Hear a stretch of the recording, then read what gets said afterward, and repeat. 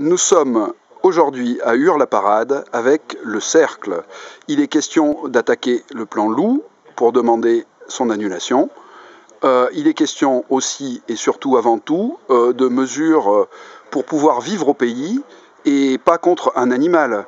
Alors aujourd'hui où un sondage en France annonce 80% des gens pour le loup, a contrario, en Lozère, un autre sondage annonce 75% des gens contre sa présence en Lozère. Pouvez-vous nous expliquer ce paradoxe, en fait? Voilà une bonne question. Donc je pense qu'il est toujours plus facile, quand on ne vit pas sur un territoire, d'avoir un choix qui ne nous impacte pas. Donc c'est assez simple d'aller prendre une décision ou de donner la leçon à des gens quand on n'est pas concerné par un problème. Ce qui explique sûrement le fait que 80% de la société soit positive sur la question du loup. Donc que ce soit clair, vous n'êtes pas contre un animal, vous êtes pour la biodiversité. Je pense que sur le Méjean, on a fait la démonstration de notre volonté d'agir pour l'environnement. Nous avons promu le site Natura 2000 directive oiseaux. Nous avons accompagné la réintroduction du vautour. Aujourd'hui, la limite est atteinte avec le loup. Nous ne sommes pas contre la biodiversité. Nous en sommes les premiers dépositaires et c'est bien notre patrimoine. Mais on en est aussi les premiers gestionnaires et normalement les premiers prescripteurs. Donc vous attaquez devant le Conseil d'État le plan loup. Pourquoi ? Le plan loup aujourd'hui est inadapté, que ce soit dans sa forme finalement, quand on regarde bien, ou sur le fond. Les potentialités de défense ne sont pas déjà données à tout le monde de la même manière. Et sa dimension nationale, que ce soit au cœur des zones centrales de parcs nationaux ou sur les sites Natura 2000 Habitat, ne peuvent pas convenir au monde de l'élevage. Donc voilà, il mérite qu'un truc, c'est d'être cassé. Sachant qu'également les zones d'action ne prennent pas en compte la colonisation, notamment pour l'Ardèche, la Haute-Marne, etc., vu que l'espèce loup est plutôt très dynamique. Mais vous voulez casser pour construire? Absolument, la volonté est de remettre à plat ce dispositif afin que les acteurs du monde rural, puissent en être vraiment les prescripteurs et qu'on puisse enfin gérer notre patrimoine. Ce que vous reprochez au plan loup actuel, c'est que un peu le loup devient la patate chaude. C'est-à-dire que quand on protège certaines parties, et en contrepartie, les autres héritent du problème. Et on a le sentiment que c'est un peu ce qui se passe, oui. Il y a eu des moyens de protection qui ont été mis en place et on s'est aperçu qu'ils avaient été peut-être un peu efficaces puisque cette année, sur la partie qui nous concerne, on n'a pas trop été impacté par la présence du loup, mais on s'est aperçu que le Mont Lozère ou la Haute-Lozère avait subi beaucoup d'attaques. Vous ne voudriez pas non plus être les seuls dépositaires du problème, à savoir que maintenant que vous avez l'autorisation de tir, s'il y a du loup, c'est votre faute. Pour avoir l'année dernière participé à des veilles et à tous les dispositifs qui étaient mis à notre disposition pour se protéger du loup, savoir comment ça se passe, ce n'est pas si facile que ça de voir l'animal déjà. Donc non. Les agriculteurs ne peuvent pas être uniques dépositaires des tirs. Aujourd'hui, c'est un problème de société. Ensuite, on parle des tirs, mais il y a un paquet d'endroits où il n'est pas possible de tirer, notamment les zones cœur de parc. Donc je ne vois pas pourquoi ce problème de société et ce choix de société serait uniquement porté par la profession.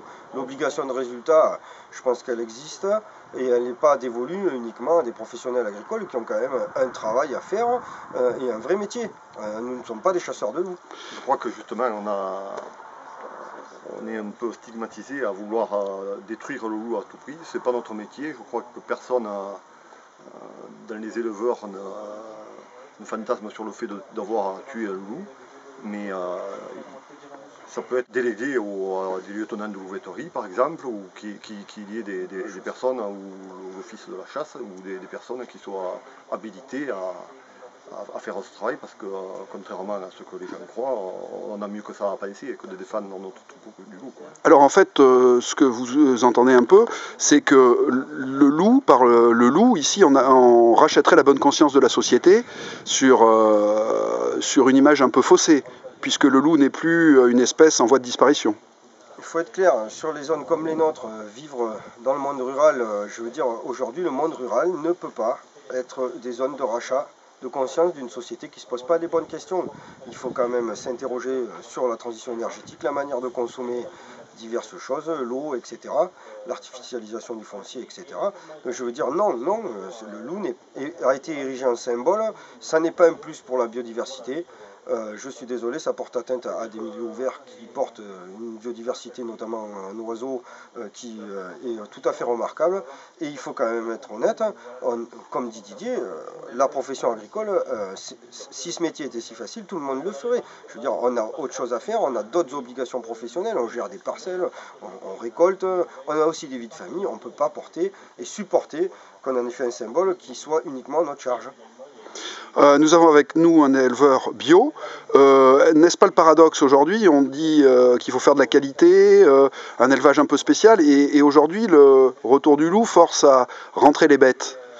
Oui, ce qu'on dit en fait, c'est que pour nous, l'arrivée du loup, c'est la fin de notre métier, mais c'est surtout aller contre la biodiversité et contre toutes les mesures qu'on a pu mettre en place et qu'on a choisi. Donc pour avoir un produit de qualité, on sait aujourd'hui les attentes de la société et des consommateurs. Donc à titre personnel, je suis en agriculture biologique parce que je sais que c'est quelque chose qui correspond aux attentes des consommateurs et à la fois à la protection de notre environnement.